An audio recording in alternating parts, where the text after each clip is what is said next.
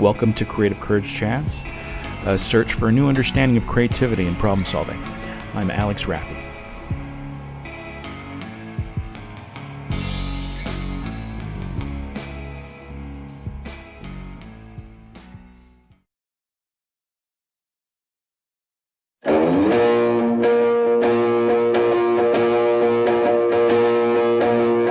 Took a lonely feeling just to let the meaning sink like the sun goes down. Never close to heaven, felt my feet were burning from the same red hot ground. There's blood on my hands, there's blood on my hands, yeah, there's blood.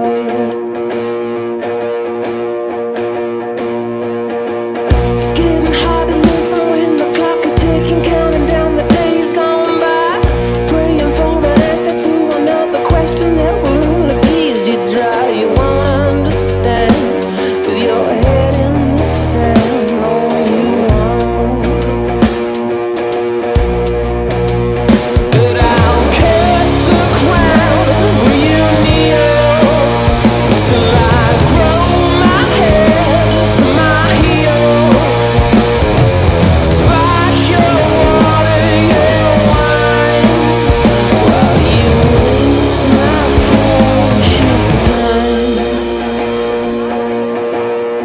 Hi, everybody. We're back to another Creative Courage Chats. I'm here with Erica Linz. I'm very excited because she is a performance artist with Cirque du Soleil. She's a star of the show, the movie Worlds Away. It was directed by James Cameron.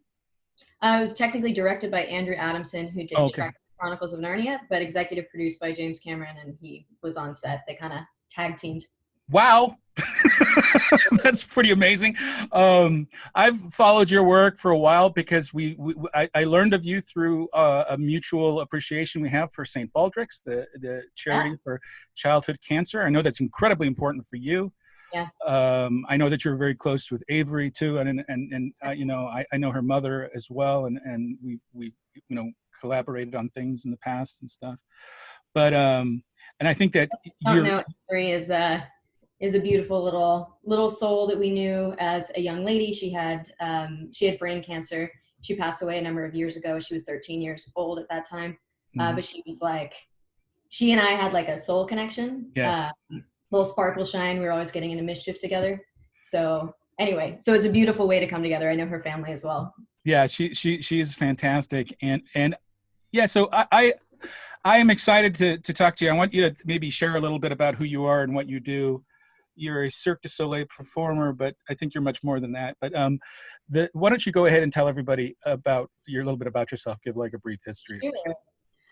So my name is Erica. I grew up in Colorado, and I was a gymnast, like hardcore gymnast, as well as involved in vocal music and theater growing up.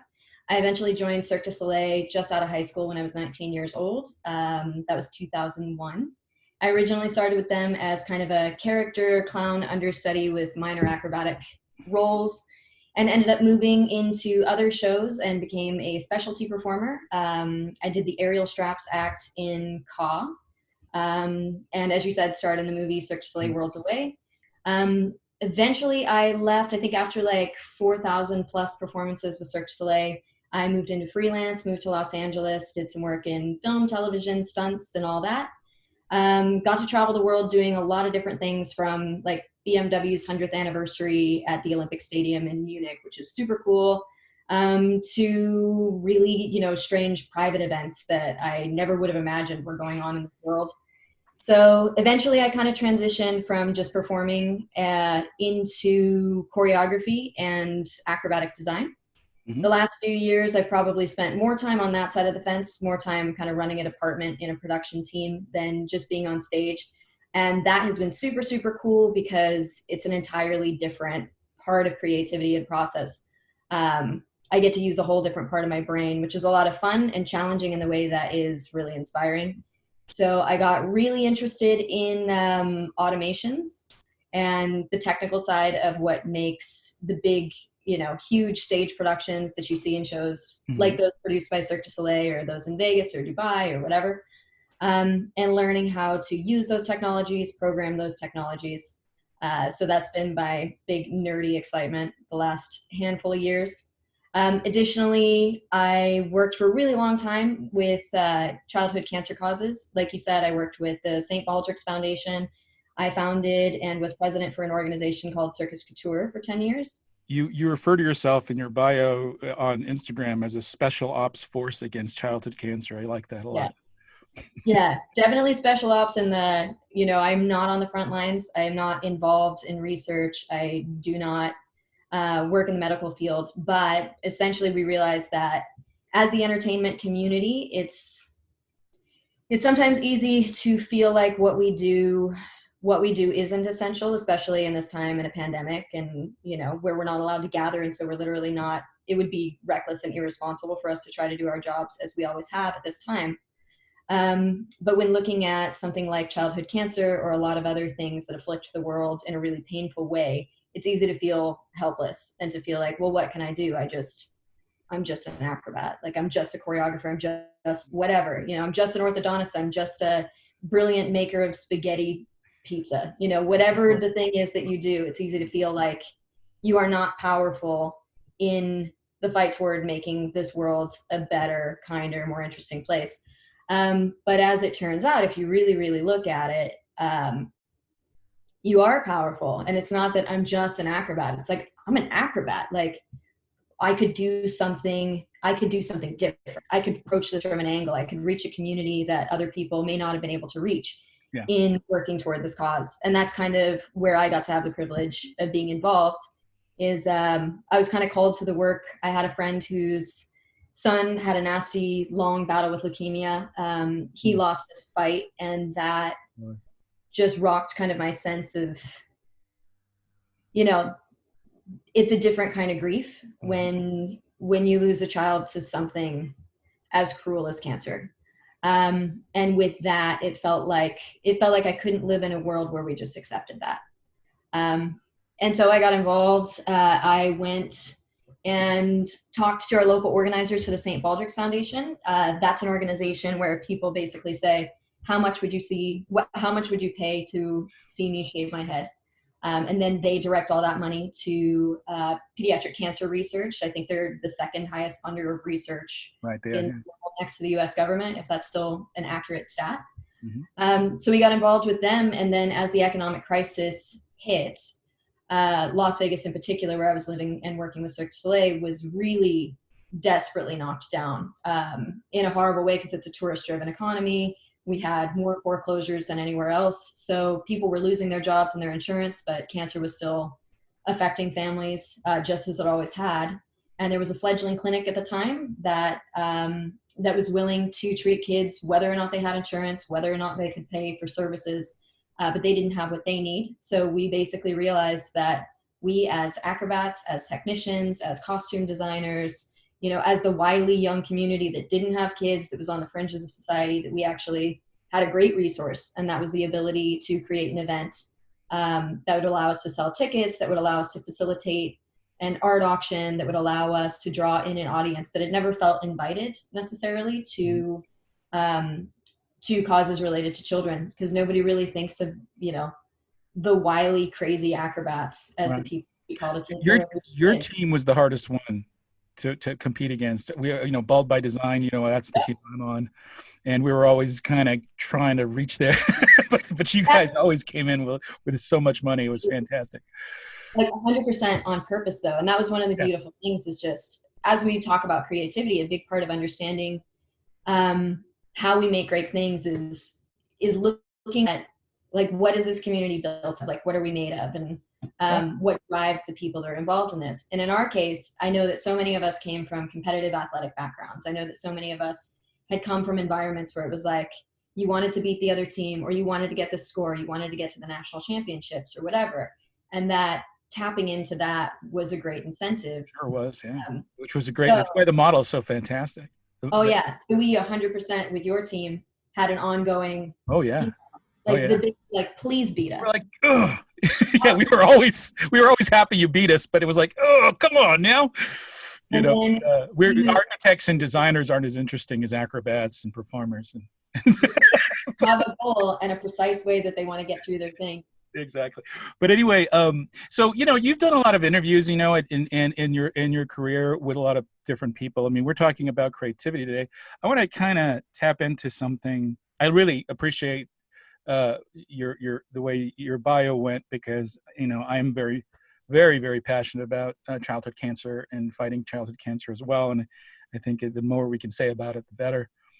Anybody go to stbaldricks.com if you want to get more information about that. And getting involved is fantastic. The people involved are ridiculous. And you can direct message me for any questions, anything that you need to know. I'll help you 100% get started and give you ideas. That's all I do is give ideas. So feel free to do that. Okay, that aside. Now, I wanted to tap into something with you that's a little bit different than I did in some of the other interviews. So you represent, of all the people I've interviewed, probably the purest essence of what I was kind of wanting people to tap into. As a performer, especially in the style of work that you do, you seem, from what I've seen, is without words, you evoke a lot of emotion from people through your movements and through the things that you've choreographed and through your work, through your storytelling, through your work. And I think that that's important in a lot of ways, because I think a lot of people right now, everybody inside of them has something powerful, something important, something they want to express, and never figured out how to do it. But then they buy a ticket to a Cirque show, and they sit in there, and they live vicariously through the work that you and your group does, and it comes out of them. I'm talking about people that maybe their entire lives, I'm talking about 80-year-olds, 90-year-old people that come and see the shows, and suddenly they're 12 years old again, running through a field, dancing or something in their minds. And the power of that is incredibly important for us to understand what it is and why it exists and what it's there for. It's there for a reason. And I think that unfortunately people write it off, and they kind of feel this thing, and they watch a Cirque performer, they watch you spin around and do your things. You're definitely not afraid of heights, but they see you do all the crazy stuff that you do. And then they think, wow, wouldn't it be great to do that? And what they should be thinking is, what can I do to make me feel like that? To make me feel like I'm feeling watching that.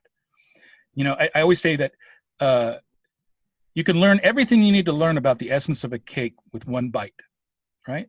And I think that you watching a performer like you is the bite. And I think that they need to take something away from that. So I wanted to start this. I did this in one other interview, but with you, with one thing. I want to read a poem to you, and I want you to give me your reaction of this particular poem, okay? And I know this is a little odd, but I'm going to give this. I mean, taking risks is a huge part of the process of, you never know what might come out. Yeah. The fact that you don't know what is going to come out is the most exciting part. Right. That's why I already know you're fearless. So that's why I'm throwing this out there, because I never plan. I literally thought of this like a little bit before you got on the Zoom here. But this is a poem. I always have it on hand because I get a lot out of it. So it's by Rummy. I don't know if you're familiar with his work, but it's called "What Was Told That." Okay. I'm not sure. Are you familiar with that poem? I don't think so. Okay. What was said to the rose that made it open was said to me here in my chest. What was told the cypress that made it strong and straight? What was whispered the jasmine, so it is what it is. Whatever made sugarcane sweet, whatever was said to the inhabitants of the town of Shigil in Turkestan that made them so handsome, whatever lets the pomegranate flower blush like a human face, that is being said to me now. I blush. Whatever put eloquence in language, that is happening here. The great warehouse doors open. I fill with gratitude, chewing a piece of sugarcane, in love with the one to whom every that belongs. What does that make you think of? Well, first kind of ideas that came to my mind are the ideas that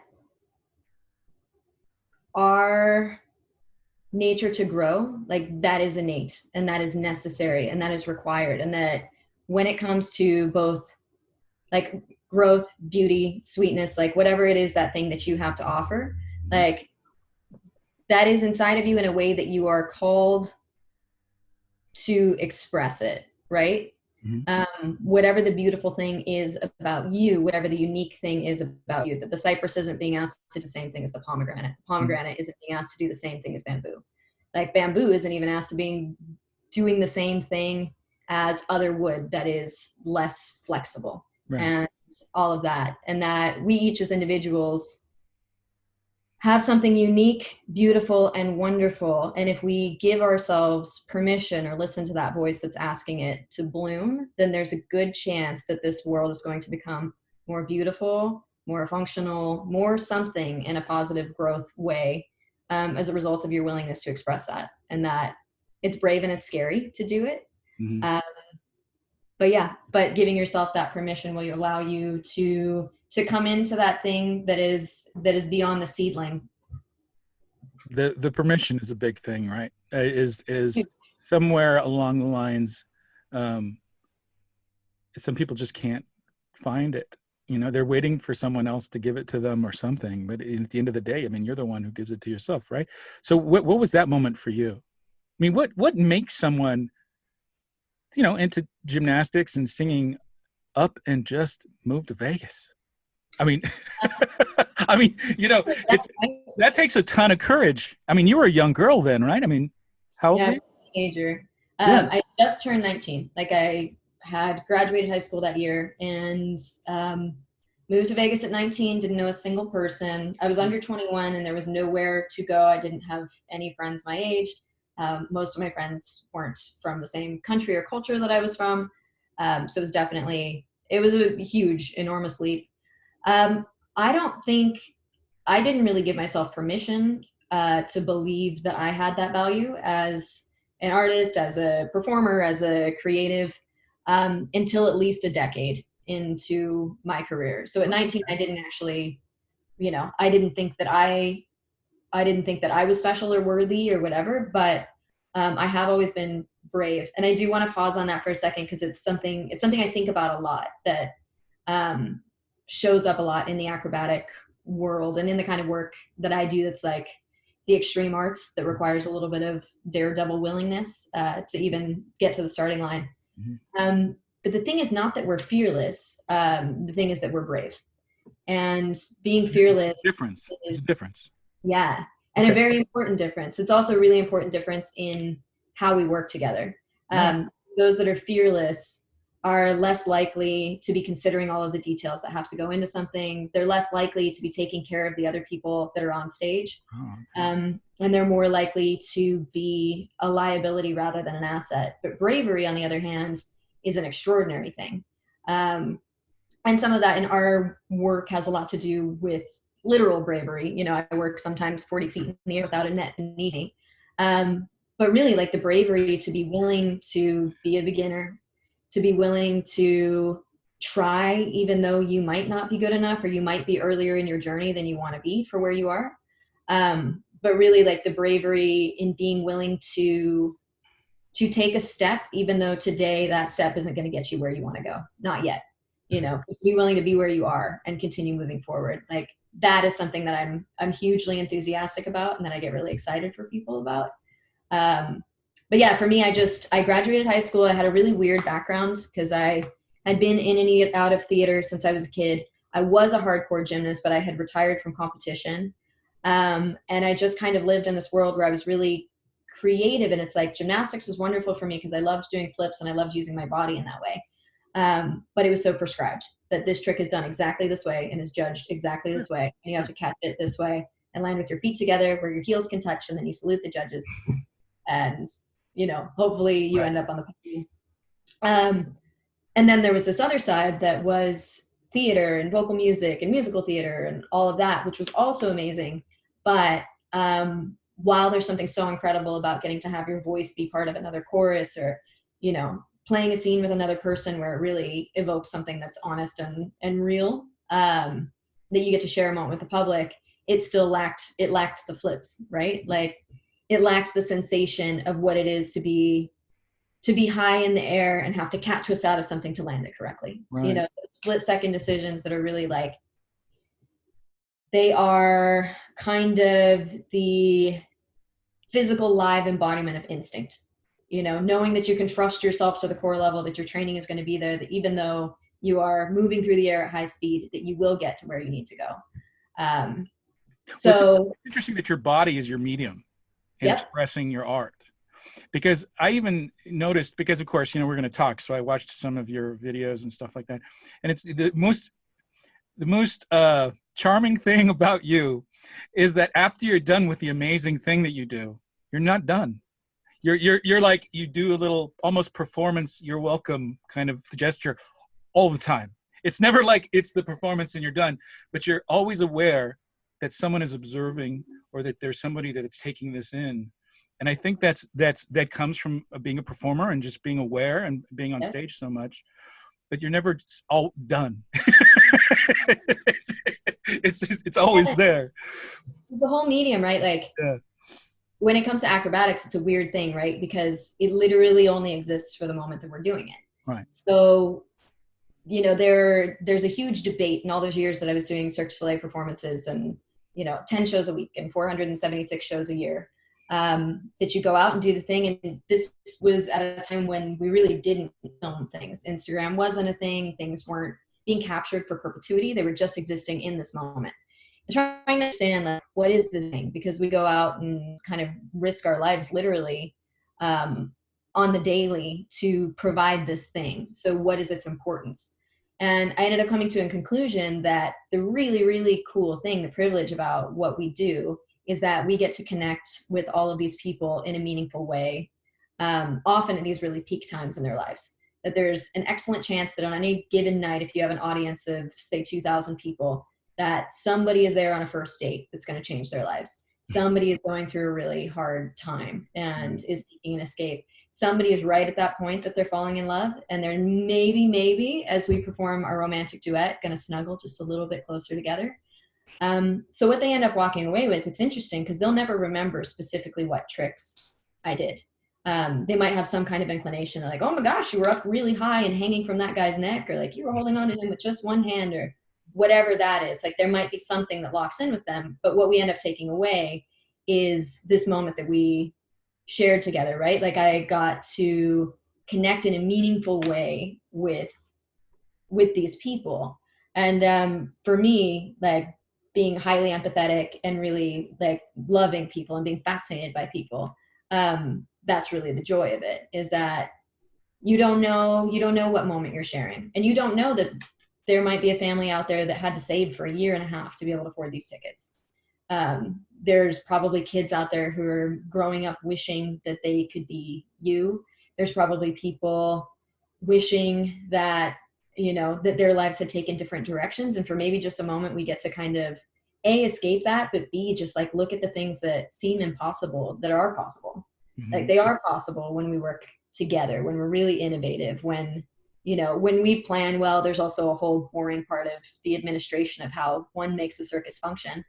But that is such a gift, right? Yeah. Like, that's such a privilege. I think so that what I do is designed for that connection with the audience. I think what you're describing is what Rami was talking about. It's the thing in creativity and art that connects us, and it's a part of the humanity that connects us. Yeah.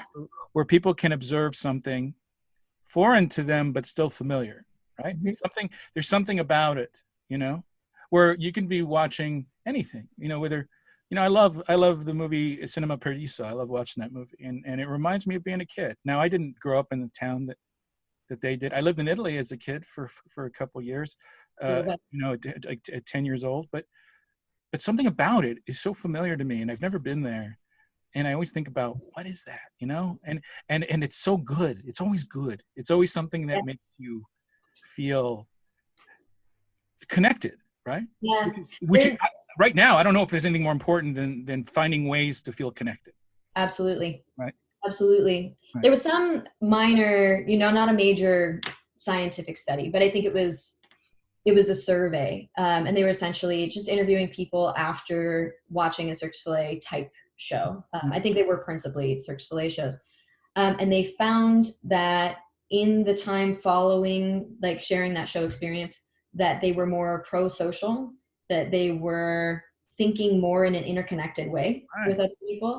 And I'm not exactly sure what that is. There's some very unique elements that go into what our art form has to offer, or, you know, lends to the experience. And the fact that it's not just danger. Danger isn't enough. Like if danger was enough, then, you know, crazy monster truck racing and crushing things would be the biggest thing in the world.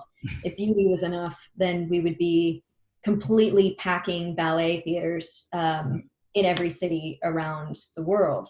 But what seemed to really work about Cirque du Soleil, contemporary circus, and that general kind of art form together is this really elegant balance of beauty and danger, where one of the first things that we do is kind of put you on the edge of your seat, you know, like bring you into a heightened sense of something, because there's concern that I'm going to make a mistake. There's concern that I'm taking a risk that may not be reasonable, that you might see me get hurt, that I'm going to make a mistake that will have serious consequences.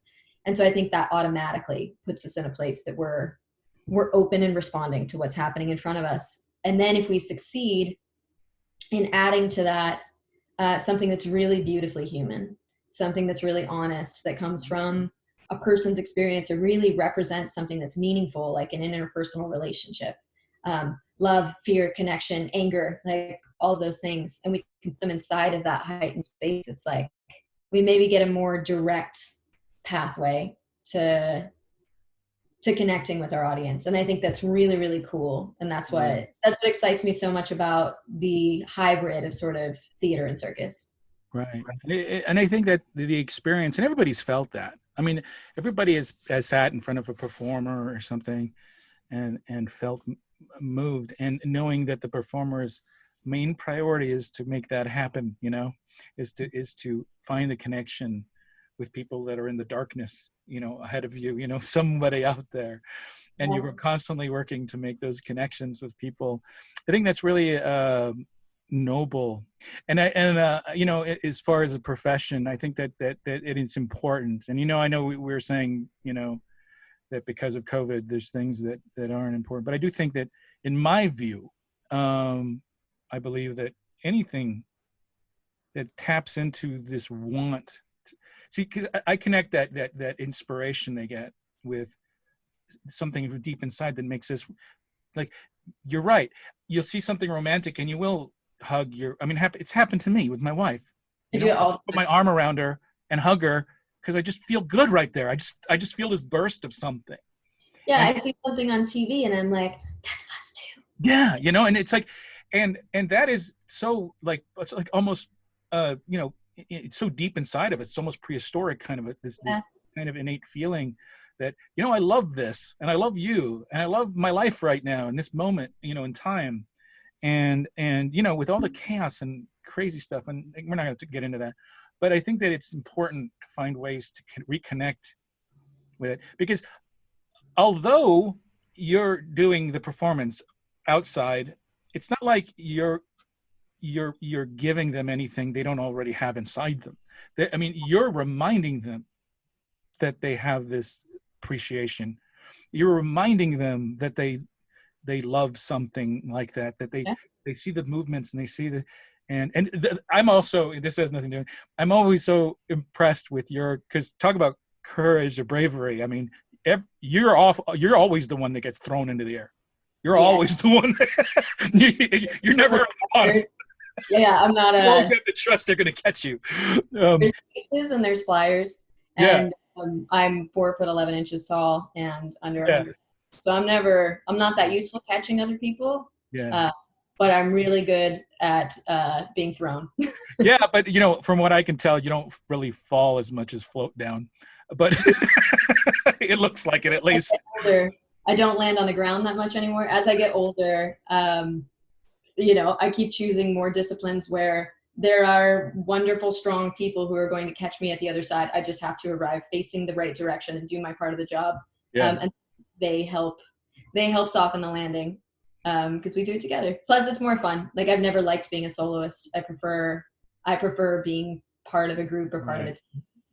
Well, you also describe yourself, I think it said a globe trotter and troublemaker in the Instagram thing. And you get to work with a lot of people from other parts of the world, you know, a lot of Russian people I know. I remember when Cirque, this is 30 years ago, I worked at South Coast Plaza in Costa Mesa in Warehouse Entertainment as a music store there Cool. in the mall.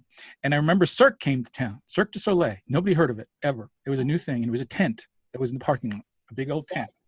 And then I remember very small people all wearing the same jackets with Cirque du Soleil on the back. They had like, it was like yellow sleeves and the blue or something. And it was like, Blue and they yellow, all had, probably. they all had French accents, and they were all, they were all very small, but very, very strong looking. Like, it was like just all muscle. Yeah, like you pound for pound, you really don't want to fight us. No, but they were all tiny. And I remember it was so unique and interesting, and just, what is this Cirque du Soleil thing? You know, it is like, what, it felt like a weird invasion of this weird circus, right? That we had no idea what it was. And it took off like crazy. It was just amazing. Everybody just talked about it, and it was great. Now then seeing how it's evolved into this thing. I saw I saw a lot of the shows that I'm guessing I've seen you perform and not realized it in many times when I've seen the shows. Ka was the one with the big platform. Was that the one of the crazy platform? And that looked incredibly dangerous and scary. That because it was like a huge machine that just incredibly complicated. I mean, the potential for it to be very dangerous is very, very real. Thing about Cirque is that they have an infrastructure to back that up where, sure. you know, when the platform is spinning around, the performers are dealing with A, their choreography, like B, the choreography of the rotation of the stage, C, the choreography of like the pegs and things that are shooting out of the stage, and D, like each other, the music and these other factors. It's like the writers are thinking, how can we hurt these people? Let's see how they dodge these things, these dangerous things, you know. There's something you said earlier that just provoked a thought for me that, you know, as we're doing our work, as we're on stage and performing for an audience, and people are having that experience of that reminder of that thing that's innate in them of what's possible. Sometimes I think that people get caught up or are under the impression that what's happening on that stage is sort of too far away or larger than life or something that's not reasonable or achievable for them. And you may not be an acrobat, like whatever it is that you do, whatever your passion, talent, gifts, like that thing that blooms in you is, what you're seeing as we're on the stage is the end of a very long journey. That for a lot of us, like I started training in acrobatics, I started gymnastics when I was 4 years old. And then by the time that you saw me performing on that stage, there's a chance that I had done that act or something. I had been in evolution and iterations of that act for thousands of performances. That's entirely possible. So when people think, you know, that we're fearless or that we're so talented or so capable or whatever, it's an incredible compliment and such a privilege that they would think that. But we also started in the training room at ground level. So before I took it to 40 feet, I could touch the floor and put my feet down anytime that I was and readjust and work it out. And we went up 6 inches and then a foot and then 3 feet and whatever. So just giving yourself the permission to recognize that, like, that comparing yourself to the end of somebody else's journey does you no service. That's fantastic advice. I think that's so important, especially because my bigger goal, and I've been telling people this, is that, you know, although I'm very pleased to be talking to you, you're less important to me than the people listening that are wanting, these young people that might want to become performers, and they're listening to you and getting inspired and wanting to really go further.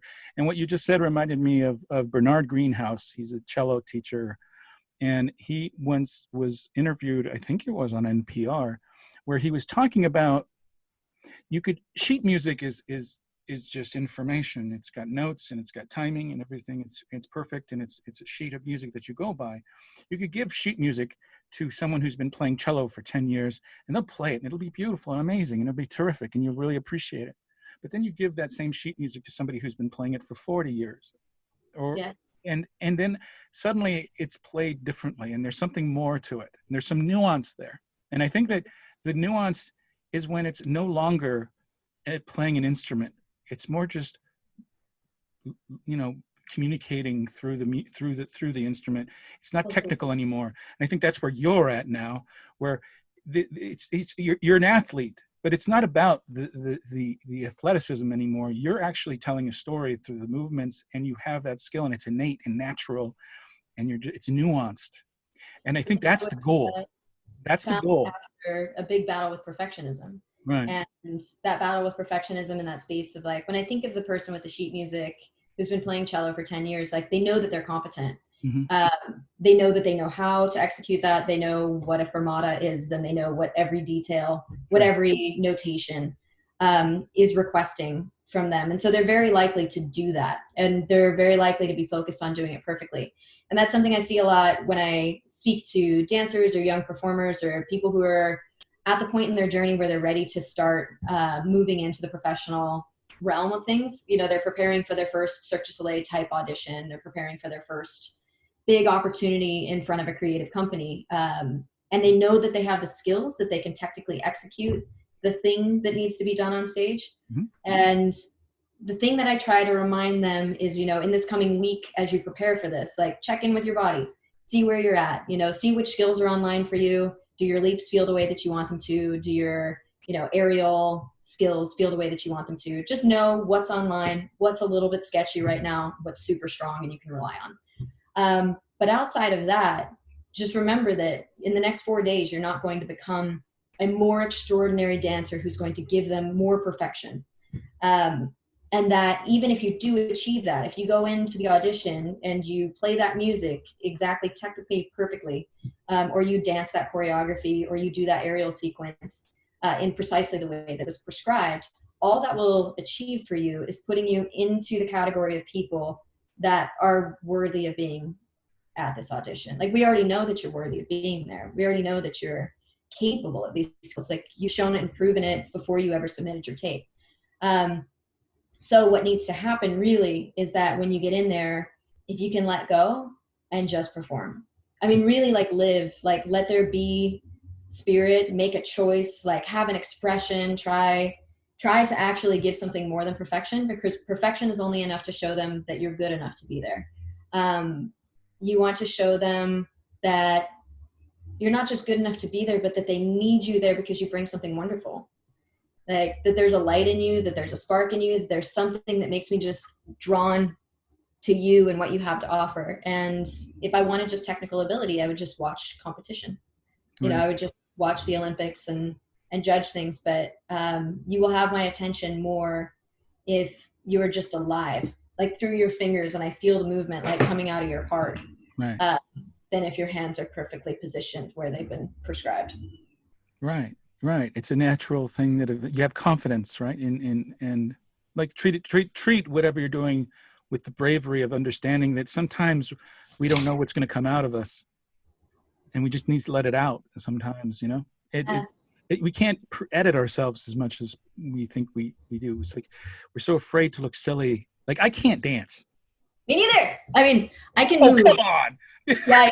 Okay, I can move, but everybody seems to assume that because I flip that I also have real dance training. I do not. It's so scary for me. But anyway, it's totally terrible. My wife, I'm Latino, and my wife gets so pissed off. She got the one Latino that doesn't have any rhythm. I was in a punk band, so that's as much rhythm as I had. But anyway, you know what? That was fantastic. That I would usually tell people to give advice to people, and you really gave some really great advice. So people who are looking to do performance, and not just specifically Cirque style performance, I mean any kind of performance, I think that's some great advice for people that are looking to put themselves out there. You know, I've been interviewing people, and I've kind of come to the conclusion recently that the reason I'm doing this during this environment is because there's a lot of problems in the world right now. There's a lot of solutions. We need to find some solutions, and that's what I'm doing. I'm interviewing solutions, and I think you're one of them too. That's such a thank you. By the way, you've said so many kind things, and I am blushing, and I really appreciate your interest and compliments. Yeah, well, I'm not saying I'm in an Eddie Haskell kind of way. I don't know if anybody's going to get that reference. I'm actually honestly, I appreciate, because I honestly believe that creativity is what we need. Mm-hmm. because with creativity comes problem solving, and with problem solving, I think that the same skills that made you who you are the same skills that make great scientists who they are, or great doctors, or great engineers, or great architects. We're all using the same thing to I to agree. to get there. It's And interesting you say about solutions. Like that is when I give any advice or guidance to people earlier on their journey, and not just for acrobats, not just for, but basically anybody whose product also is in their body, mhm, uh, is just understanding that a big part of what makes somebody a joy to work with, and a big part of what will get you hired, keep you hired, and give you more opportunities, is quite simply just being a solution, not a problem. right. Like It- be an it- asset, not a liability.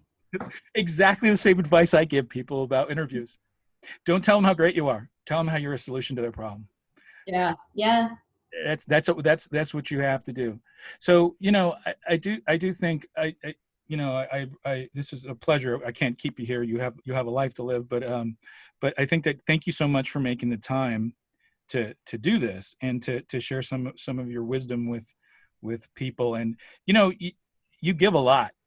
I'm going to compliment you again, so deal with it. You're a giver.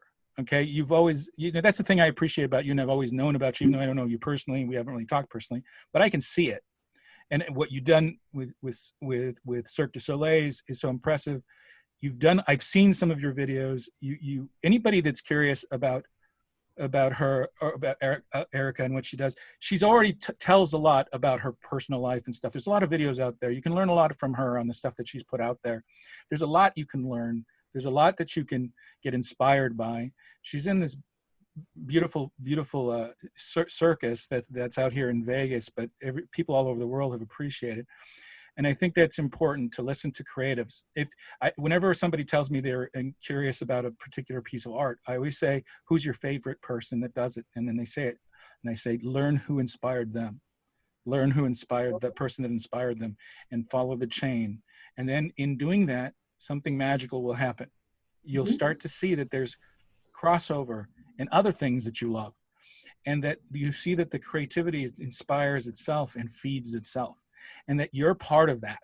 Everybody's part of that process, right? So I just think that people doing research is really important. So that's Agreed. my advice to people: is do research on you, on anybody that they're curious about, and learn a little bit. But anyway, that was a long thank you. But but you're fan. Oh, and you adopted a new little buddy. I saw that you posted there. You have a cute little My pup. dog Bean, yeah. I Yeah. put him out because he has a tendency to. Oh, it's a freaking adorable dog. Beautiful dog. There was like one picture you had real close up. Dogs just make me melt. I love dogs. Me Dogs. too. Yeah, he's a little street chihuahua. Like he was Yeah. found in downtown Vegas, actually a couple years ago now. He's been like my best buddy, especially through quarantine. Yeah, sure. Yeah, you need that, right? Yeah, but anyway, so thank you again. I really appreciate it. Do you have Yeah. anything is there anything that's maybe the people are anticipating, or right now is everything kind of hush hush, and that you guys are maybe working on? So, I mean, the way that the world in contemporary circus is right now, it's more than on fire. It's like almost in ashes, which is really hard. So it's hard to anticipate at all what's going to be coming down the pipeline. Okay. Right now, things look really dismal. And just for the record, I'm currently freelance. I've been freelance on and off again since like 2012. Oh, okay. As far as Cirque du Soleil and the rest of like the big companies, they're really struggling. I mean, they've had to lay off everyone. The entire touring division is closed down. We don't know if or when those shows will be able to come back, but if they do, it'll be probably something we should think about more in terms of years before that opportunity. So right this second, it appears that probably, half of all professional contemporary circus jobs are gone. Oh my goodness. We don't know if they're coming back. So right now is a really interesting time that it's terrifying and it's painful because that affects a lot of people differently. We also have so many people in our circus community that they're not necessarily American citizens. They're Mongolian contortionists and Russian swing specialists from the Moscow, State Circus or whatever. So they don't qualify for benefits in the same way. They don't have the same support that a lot of people do, or freelance artists. A lot of them aren't receiving government support. So it's a hard time. And just to recognize that, that bravery and that kind of willingness to take major risks, that goes into choosing this as a career. And I don't want to discourage anybody from doing that, knowing though that this next period of time is going to be probably the most competitive that the market has ever been, Mm-hmm. while it will probably also have the worst conditions. As all of our clients also haven't been able to work in 6 months, their margins are generally pretty tight anyway. So right now is a really wonderful time to consider just creating, just creating for the sake of creating. And if you're able to take this time, if you're privileged enough to know that you have food, shelter, water, and all those things, to really allow this to be a moment to explore yourself as an artist. Like, what do you want to make when you aren't beholden to clients? What do you want to say when you don't have to be imminently marketable because we're not able to perform right now? It's a tough time, but it's also an exciting time. I think I've referred to it recently as a very fertile void that nobody kind of knows what to expect, and it feels like a storm, but there will be incredible things that come out of it. But big change. Spoken like a champion of creativity right there, in the face of adversity, still looking for options and Yeah. opportunities. When I choreograph shows and things go wrong, I'll say to my cast, instead of being like, ugh, everything's gone bad and we're in so much trouble, I'll come in and I'll say, okay, so we have an opportunity to innovate today. Everything that we thought that we knew has changed. And this gives us a chance to really we get to dig deep and find out what we can produce in this moment at this time. And that's exciting. So is there a place where people can show support for performance in Las Vegas? Like even donation? Is there like a .com or something? Or I'll have to look and see what's active. I know that there's been some GoFundMe's and some kind of independent initiatives to support artists, particularly people who are not receiving support. Right. Mm-hmm. If there is one, let me know what it is, and I'll put it on here because I think that's important. Because you guys brought a lot of joy to people in this town, and I think it's important for people to support you in any way, shape, or form going forward. I think it's thank you for that. Yeah. Definitely, I think anybody, if you have artists in your community, it's a really great time to think about.